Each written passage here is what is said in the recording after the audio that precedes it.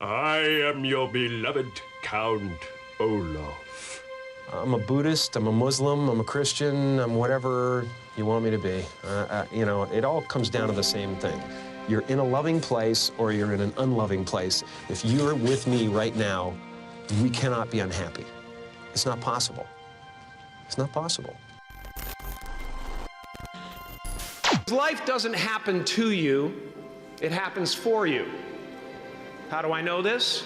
I don't, but I'm making sound, and that's the important thing. That's what I'm here to do. Sometimes I think that's the only thing that's important, really, you know? It's just letting each other know we're here, reminding each other that we're part of a larger self. In a sense, self-examination is part of an essential part of growing and reaching some point beyond where you are. Yeah, it's that, and it's an addiction. An addiction to trying to figure out, and maybe this is an impossible task, but you know, everybody's looking for bliss, you know, in some way or another. And I think I've come to the realization lately that that bliss comes in waves, and everybody gets a certain amount of it. Yeah. but in between, it's just hard work being in this body. You know? And that it is the unwise person to expect bliss will be there all the time. Absolutely, you know? Absolutely. As someone who's done what you're about to go and do, I can tell you from experience, the effect you have on others is the most valuable currency there is. Because everything you gain in life will rot and fall apart, and all that will be left of you is what was in your heart. My choosing to free people from concern got me to the top of a mountain. Look where I am. Look what I get to do.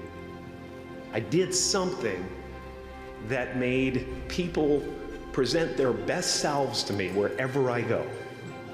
The only one I hadn't freed was myself, and that's when my search for identity deepened. I wondered who I'd be without my fame. Who would I be if I said things that people didn't want to hear? Clap. Or if I defied their expectations of me? You know, what the hell? What the hell? You know, whatever. I just want to be myself. If I lose a few fringe people who can't deal with the fact that you know, that there's other forces in the world, that's okay with me.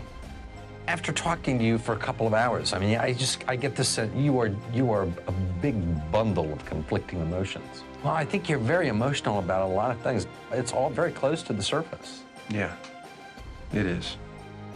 I've decided to be there. I only act in the movies. I want to be the greatest actor that ever lived, frankly. You know, I'd love that. But I don't need to be. I just really want to be here. That's it. When the opportunity arises and I'm on the set, Can you cover the action? I'll be there tomorrow. Let's see what you... I'm not going to live it until I get there. Can you cover me? And when I get there, I'm going to have a great time. I'm going to walk in the set and I'm going to go, hey, humans, how you doing? You know, let's have fun. Stay right here, okay? Let's play in the sandbox. Woo! You know, and a lot of the characters I've done so far have been about duality, about what you show the world and what you really are. And so I've always been trying to reconcile the two. I know that this face pleases you, you know, but now I'm going to show you the real deal. And I hope there's enough there that, you know, that you can identify with, that we can sit together and break bread, and you'll think I'm as special as I was before. A few months ago, I woke up and I understood suddenly how thought is responsible for most of the suffering we experience. I suddenly felt like I was looking at these thoughts from another perspective, and I wondered, who is it that's aware that I'm thinking? I was thrown into this expansive feeling of freedom from myself, from my problems. I saw that I was bigger than what I do. I was bigger than my body.